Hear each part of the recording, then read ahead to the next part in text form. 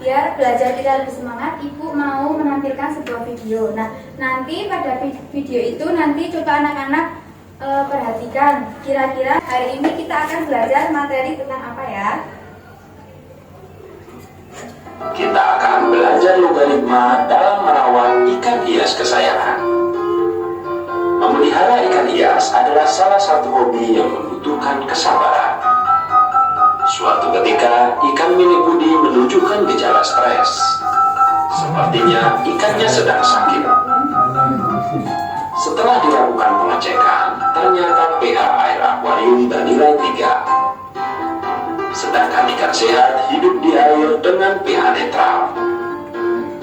pH netral bernilai 7, di mana terjadi keseimbangan konsentrasi ion hidrogen dan ion hidroksida.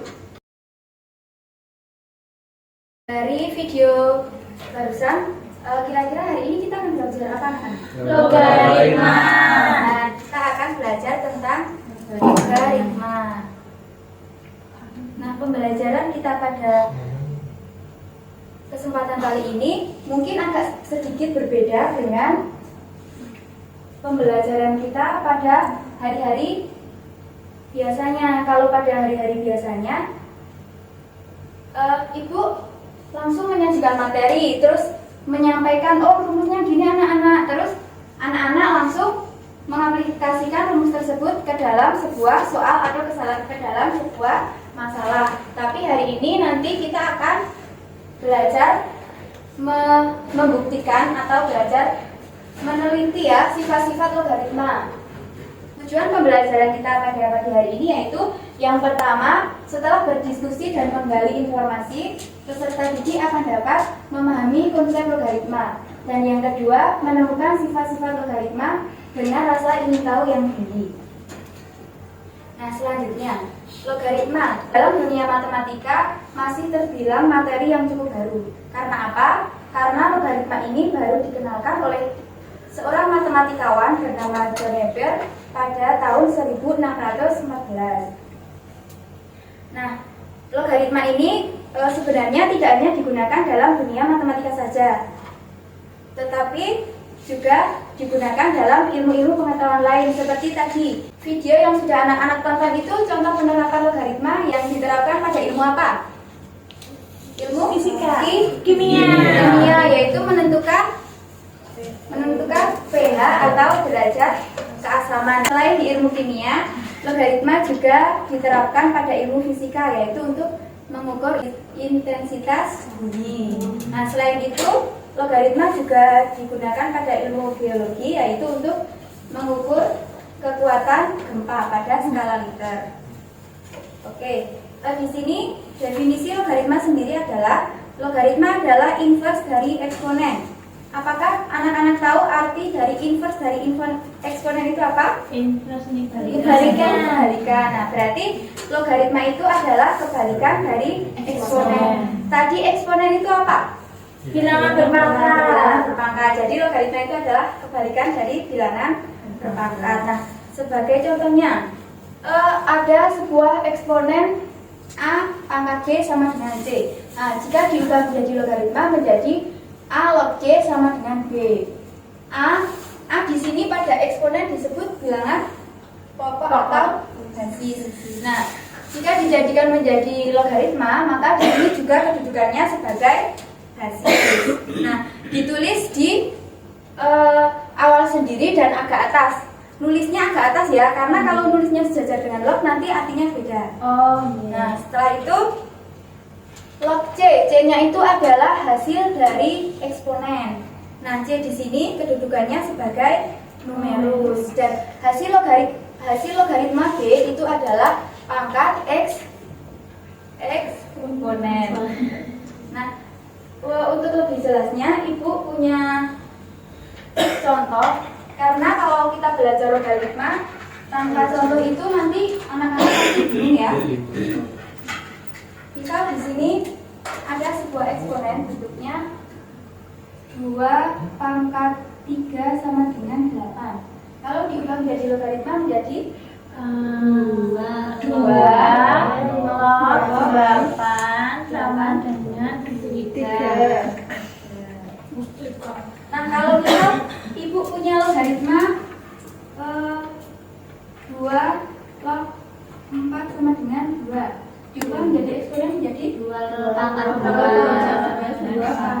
sama dengan 6. Paham? Paham. Kalau misal Ibu punya 6 log 36 sama dengan berapa? 2. Paham nggih? Nggih. Kalau ini bisa ketemu 2 itu caranya 6 itu dipangkatkan berapa? Dia hasilnya 3. Nah, 6 dipangkat 2. Selanjutnya sifat-sifat logaritma. Seperti yang sudah Ibu katakan di awal tadi, pada sifat-sifat logaritma, anak-anak akan melakukan sebuah pembuktian. Nah, nanti ini akan Ibu bagi menjadi 3 kelompok. Udah ya, masing-masing kelompok udah menerima LKPD? Nah, silakan baca petunjuk pengerjaannya. Yang pertama itu anak-anak baca dulu keseluruhan isi LKPD termasuk soal-soalnya. Nah, setelah itu yang kedua yaitu anak-anak mengumpulkan data atau mengumpulkan informasi. Nah, untuk informasi tersebut bisa anak-anak cari di link video dan link materi yang sudah Ibu tuliskan di LKPD.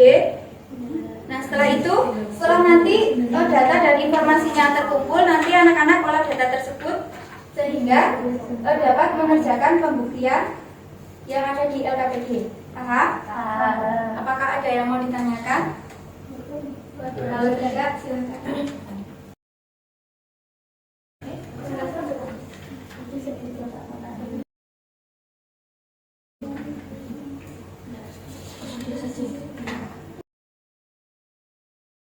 Oke, kelompok 1 bisa mempresentasikan hasil diskusinya di depan. Nanti kelompok lain silakan menyimak ya. Nomor 1 disimak di LKPD-nya.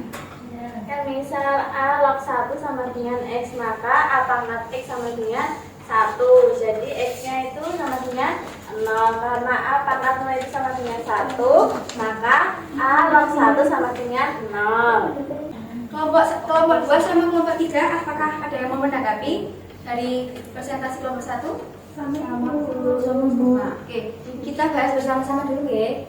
Misalkan A log 1 sama dengan 1, maka bentuk eksponen dari A log 1 sama dengan 1 itu A pangkat X sama dengan 1.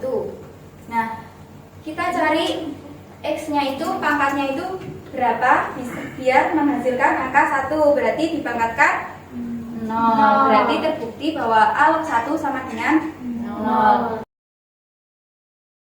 Dari pembelajaran kita pada pagi hari ini, apakah ada yang mau ditanyakan? Terkait tadi dari awal konsep logaritma dan sifat-sifat logaritma udah paham semua? Insya Allah paham. Kalau nggak ada yang bertanya, Ibu mau bertanya. Hari ini kita sudah belajar apa saja tadi? Logaritma. Yang pertama konsep logaritma itu apa? Inverse dari eksponen. Nah, setelah itu kita belajar tentang sifat-sifat logaritma. Sifat-sifat logaritma ada 10 tadi. Kalau misal yang nomor 6 itu kan dituliskan ya.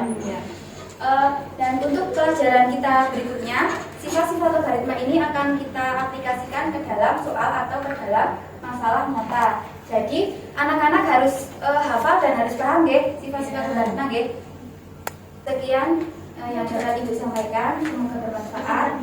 Tetap semangat ya belajar matematika. Ibu akhiri, wassalamualaikum warahmatullahi wabarakatuh. Waalaikumsalam.